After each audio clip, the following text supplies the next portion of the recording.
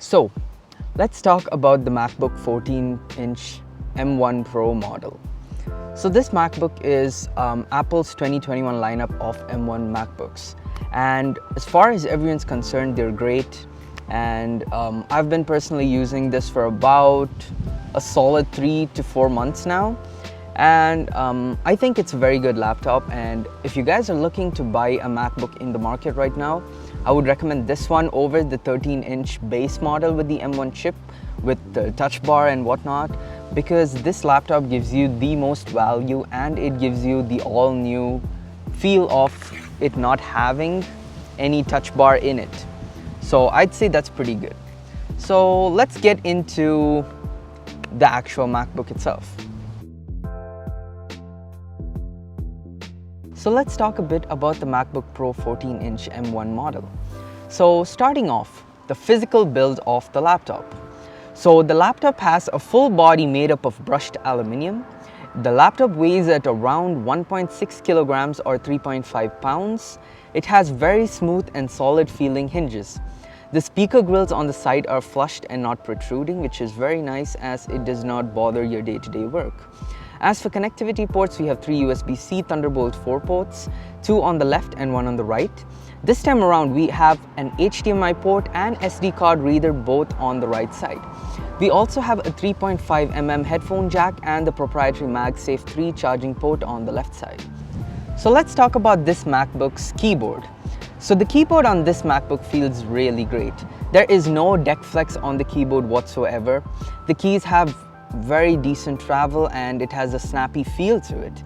The keys also have white LED backlighting, which can be adjusted to your liking in the control center of your MacBook. And also this time Apple decided to remove the touch bar and include a physical set of function keys, which is refreshing and nice.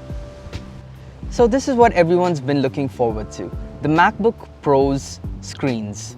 So this lineup of MacBook M1 Pros have a new flagship Pro Display XDR. So this is a great screen in my opinion. This display has an aspect ratio of 30,024 by 1964. The screen has a brightness of 1000 nits with 1600 nits at peak brightness, which is really bright. And the display produces vibrant colors with deep blacks.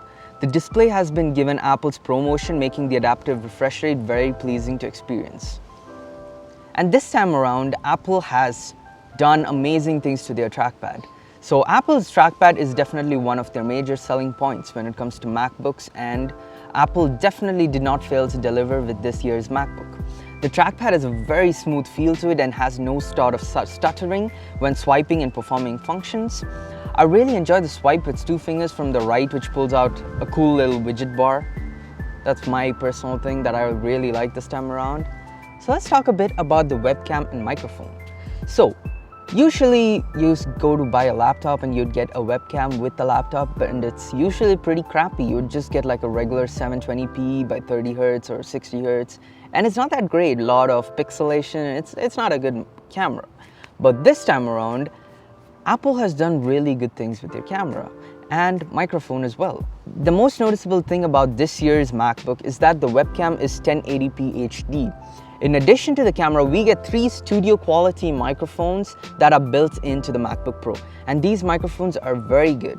And you will see this in the demo next. Hey guys, so as you can see, this is the quality of the webcam. It's pretty good, it's very good quality. And this is how the microphone sounds. I think it sounds very good, very clear. You can hear all the details in the voice. Even the side is nuanced and your voice can be easily picked up by the microphone and in a pretty noisy environment. And I'm still getting really good audio quality. So yeah, that's for the demo. So I would say this is one of Apple's major selling point with the current lineup of MacBooks. The speakers. The speakers on this year's MacBook Pros are just phenomenal. The new 6-speaker sound system allows for clearer highs and cleaner lows. The speakers are very powerful and produce very clear audio, even at very high volumes. Here's a quick demo as to what the speaker could sound like. Please keep in mind that this is not how it might sound in person for you because of the varying microphone qualities and whatnot.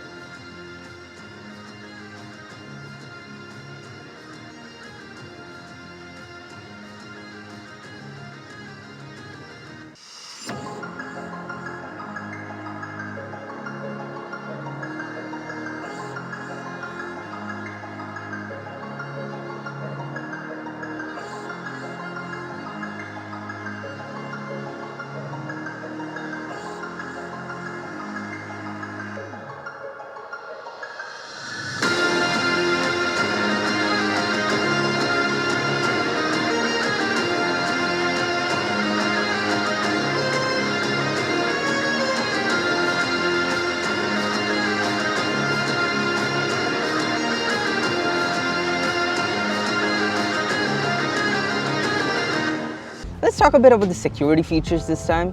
And this time Apple has provided us with a fingerprint scanner that is very quick, very snappy as always. You know Mac and you know iPhones and their fingerprint scanner. It's very great. What I do regret is that they could have put in a face scanner on their laptops, which could have potentially provided with better ease of use. So now let's talk about what some of you might be looking to do, which is gaming. So Apple has a very rough relationship with games as long as anyone can remember. There are almost no titles that are supported by Mac. Popular single-player titles such as Genshin Impact and multiplayer titles like Valorant, Fortnite and Apex Legends do not support Mac. Titles that can be played on the Mac consist of games like CSGO, Divinity, Myst, Metro Exodus and Diablo. For the sake of testing, we'll take a quick run of CSGO on the Mac to see the performance and how the MacBook can handle the load and the FPSs we are getting out of the MacBook. So here are some clips of me just playing some CSGO casually. As you can see in your top left hand corner, my FPS counter is going and it's running about 100 to 130 FPS max. And the main reason it's actually pretty low with CSGO being like a very easy game to get hundreds of FPS on. It would be mainly because of the M1 bottleneck. Okay, I got one guy. So yeah, I would say it's mainly because of the M1 bottleneck because CSGO is a very weird game. When you run it on a MacBook, the amount of FPS you get is actually limited because of it running on Mac because of the CPU issues. Your FPS is very limited, which is something to note. So let's talk a bit about benchmarks. So I obviously ran my benchmarks on everybody's favorite benchmark software, Cinebench. And the score I got was pretty good. At single cores, I got a whopping 1,529. And this score happened to be better than the 11th gen Intel i7, which is just saying something. And in the multi-core tests, we reached a solid score of 9,569, which is a pretty good score. The benchmark results are definitely reflected in your day-to-day recording and audio and video editing. When you do render videos out, especially in 4K, it's very quick, very snappy, and especially this time around with Apple's ProMotion display, the video quality that you see is very smooth, very easy to edit, easy to replace clips, move it around, and especially I was running some clips on DaVinci to edit my videos, and there's no sort of stuttering or snappy just cutting off when I'm moving along the timeline in DaVinci, which is something to say. So what are my final thoughts on the MacBook Pro 14-inch? Well, I would say that even though this laptop is a bit on the pricier side, with the current market price being $2,500 Canadian in Apple's Canadian website.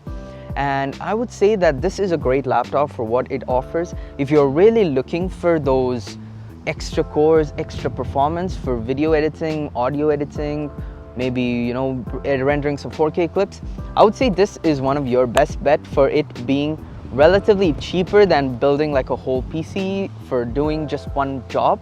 What I would not recommend this is, especially if you're looking to play games. If you're looking to play games, this is not it for you, because as I said, that there is almost no games and no support whatsoever for MacBooks when it comes to gaming, and this is how it's been for a very long time, because MacBooks are more focused towards producers and developers rather than it being focused towards gamers and content creators. So if you do decide to purchase a MacBook for your editing productivity needs, I would say you're not going to be disappointed. So at the end of the day, it comes down to what you're really looking forward for. I personally have this. I'm taking it to university and I'm using it in classes. I'm using it to take down notes. I'm using it to do my assignments. I'm using it for video editing. I'm using it for audio recording. I'm doing some projects in GarageBand. And I think this is great. For me personally, it's a great piece of tech. So at the end of the day, obviously it comes down to what you're looking for. But yeah, that's pretty much it. This is Benjamin signing out. I'll see you guys in my next video.